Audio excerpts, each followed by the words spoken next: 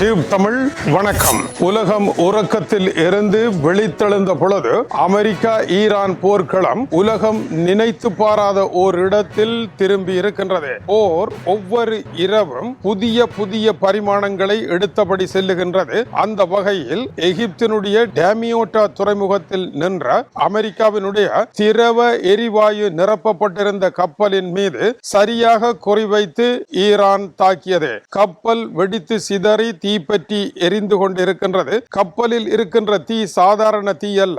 அதற்கு அருகில் நின்ற துறைமுகத்தில் இருந்த இன்னொரு கப்பல் மீதும் தீ பிடித்துக் கொண்டு அந்த கப்பலும் எரிய ஆரம்பித்தது. பணியாளர்களை உயிருடன் மீட்பது, தீயணைப்பு படையின் மூலமாக தீயை கட்டுப்பாட்டில் கொண்டு வருவது என்று பெரும் அனர்த்தங்கள் நடைபெற்றிருக்கின்றன.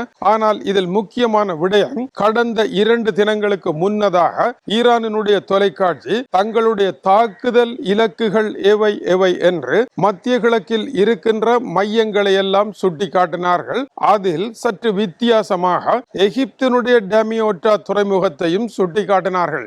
எகிப்திற்கும் இதற்கும் என்ன தொடர்பு? ஆனால் எகிப்தில் அமெரிக்க ராணுவம் முகாமிட்டு இருக்கின்றது. சவுதி அரேபியாவில் அமெரிக்க ராணுவம் முகாமிட்டால் சவுதி எதிரி, அதுபோல கட்டாரில் இருந்தால் கட்டார் எதிரி, இதுபோல எகிப்தில் இருந்தால் எகிப்து மட்டும் எதிரி இல்லாமல் போய்விட முடியாது என்பதனால் இந்த தாக்குதல் நடைபெற்றிருக்கின்றது. நேற்று இரவு இந்த தாக்குதல் எகிப்து நோக்கி விஸ்தாரம் பெற்றிருக்கின்றது.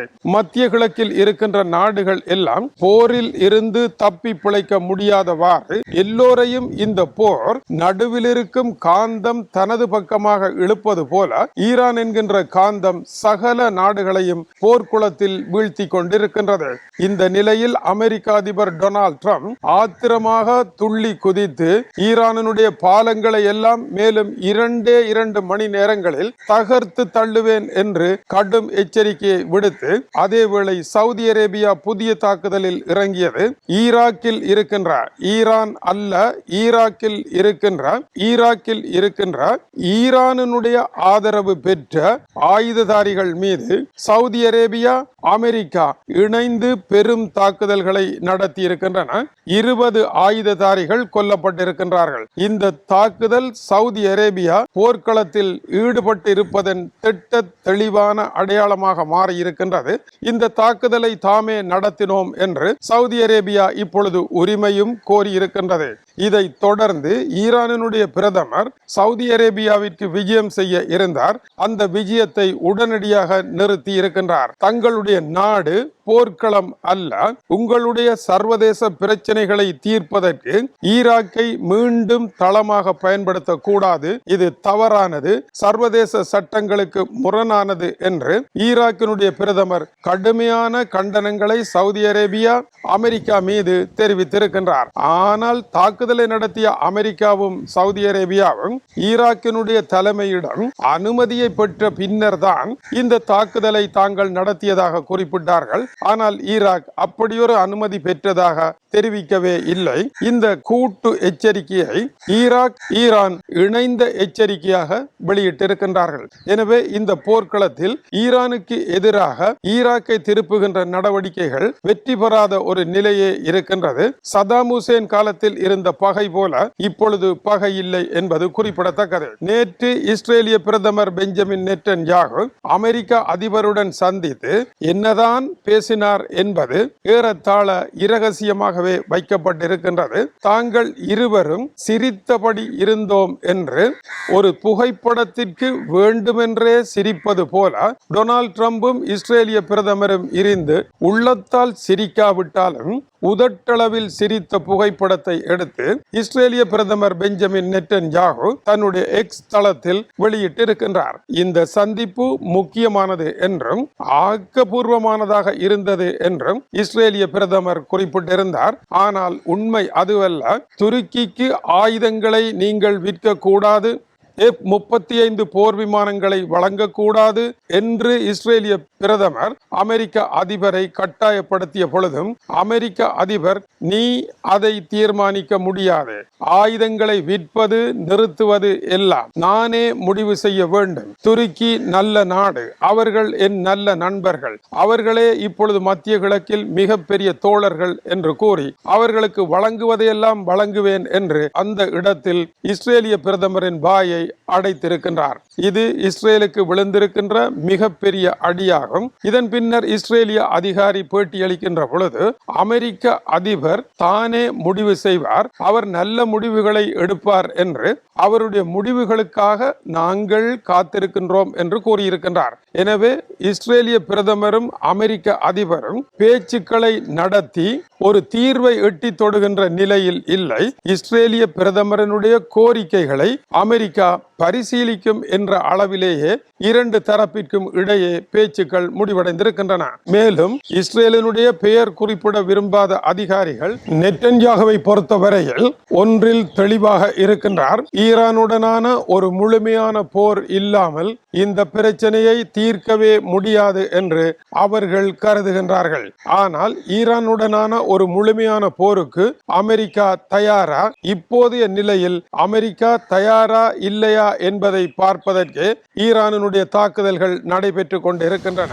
அடிக்கும் காற்றில் வெடித்து பறக்கும் உலக செய்திகளில் இருந்து அமெரிக்காவினுடைய படைத்துறை அட்மிரல் பிராட் கூப்பரினுடைய இரகசிய கடிதம் கசிந்திருக்கின்றது அமெரிக்க ஊடகங்களில். அமெரிக்க படை வீரர்கள் மத்திய கிழக்கில் இருக்கின்ற இடங்களில் எல்லாம் அவர்களிடம் ஸ்மார்ட் போன்கள் என்கின்ற கை தொலைபேசிகள் வழங்கப்பட்டிருக்கின்றன. இந்த கை தொலைபேசிகள் அத்தனையும் பறிமுதல் செய்யப்படும் என்று அமெரிக்கா அறிவித்திருக்கின்றது.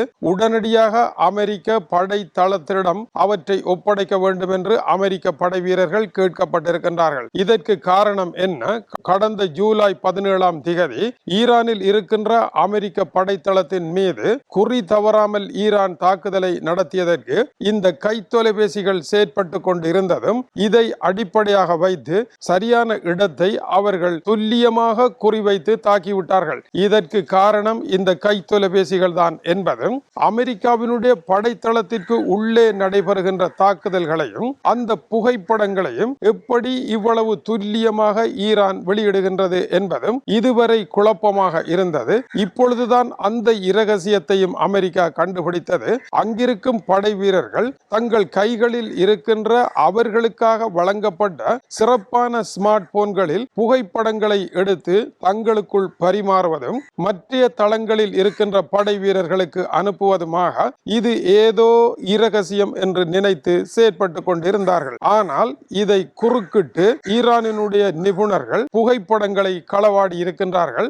அமெரிக்க வீரர்கள் எடுக்கின்ற புகைப்படங்கள் எல்லாம் ஈரானினுடைய தாக்குதல் படமாக உலக அரங்கில் ஊடகங்களில் வெளிவந்து கொண்டு இருப்பதும், ஜோர்டானில் நடைபெற்ற தாக்குதலினுடைய சேதங்களை ஈரானினுடைய ஊடகங்கள் இப்படித்தான் நாங்கள் நடத்தினோம் தாக்குதலை என்று பெருமையாக கூறுவதற்கான புகைப்படங்களை ஏதோ ஈரானினுடைய படைகள் அமெரிக்க படைத்தளத்தில் பக்கத்தில் நின்று படம் எடுத்தது போல இந்த படம் எடுக்கப்பட்டிருக்கின்றதே. எப்படி என்ற ஆய்விற்கு பின்னர் இப்படித்தான் நடைபெற்றிருக்கின்றது தவறு என்று படை வீரர்களிடமிருந்து பறிமுதலாகின்றது. படை வீரர்களினுடைய குடும்பங்கள் இதனால் பெரும் கவலை அடைந்திருக்கின்றார்கள். ஈரானினுடைய தாக்குதலின் பொழுது தங்களுடைய குடும்பத்தை சேர்ந்த படை வீரருக்கு என்னதான் நடந்திருக்கின்றது என்பதை எப்படி கண்டுபிடிப்பது என்பதற்கு இந்த தொலைபேசிகள் வழியாகவே அமெரிக்க குடும்பங்கள் இந்த படை வீரர்களுடன் பேசிக்கொண்டே இருந்தார்கள். இப்பொழுது அந்த குடும்பங்களுடனான தொடர்புகள் எல்லாம் துண்டிக்கப்பட்டு ஏறத்தாழ பாலைவனத்தில் அல்லது ஆப்பிரிக்காவினுடைய பெரும் காடொன்றிற்குள் சென்றவர்கள் போல அமெரிக்க படை வீரர்கள் முடங்கி போய் இருக்கின்றார்கள். இதுவும் இப்போதைய செய்தியில் மிக முக்கியமான இடத்தை பிடிக்கின்றது. கை தொலைபேசியை வைத்திருக்கின்றீர்கள் என்பதற்காக எமது படை வீரர்களுடைய உயிர்களையும் உடைமைகளையும் நாம் இழந்துவிட முடியாது என்று அமெரிக்காவினுடைய படைத்துறை அறிவித்திருக்கின்றது.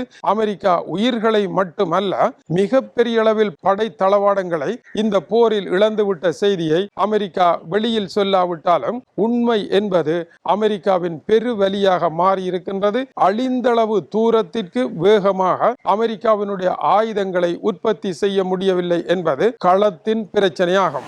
இப்பொழுது அமெரிக்க படை வீரர்கள் தங்களுடைய கைத்தொலைபேசிகளையும் இழந்து யார் இறந்தார்கள், யார் இருக்கின்றார்கள், எங்கு தாக்குதல் நடைபெற்றது என்பதை அறிய முடியாதவாறு தொடர்பாடல்கள் துண்டிக்கப்பட்ட நிலையில் ஈரானுடைய தாக்குதலை பார்த்தபடி இருக்கின்றார்கள். ஆகாயத்தில் இருந்து ஆளில்லா விமானங்கள் வருமா இல்லை ஏவுகணை வருமா என்பதை பார்ப்பதே அவர்களுடைய அன்றாட வேலையாக மாறி இருக்கின்றது. இது தொடர்பாக இஸ்ரேலினுடைய உளவு பிரிவினுடைய பொறுப்பாளர் வெளியிட்டிருக்கின்ற ஆய்வறிக்கை, அதுபோல சர்வதேச ஊடகங்களில் வெளியாகி இருக்கின்ற மதிப்பீடுகள் அடுத்த செய்தியில் இடம்பெறுகின்றன.